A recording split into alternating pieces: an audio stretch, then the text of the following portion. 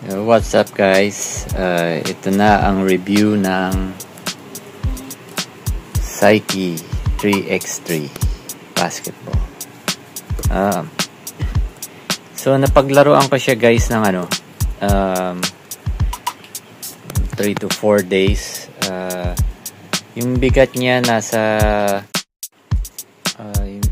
603 grams.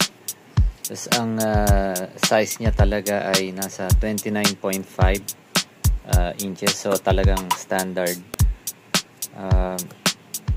Grippy naman siya nung kahit papano, pero hindi lang tacky.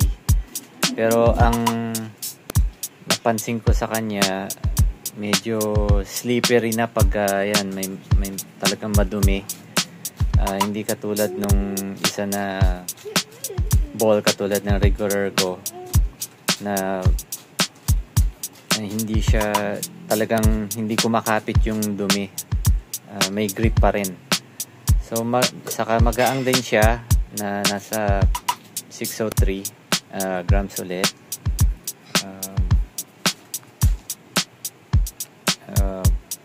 Hindi ma-focus.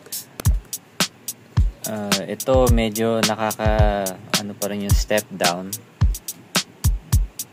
Sana ginagawa pa rin nilang Anyways, wala talaga. Ganun talaga guys ang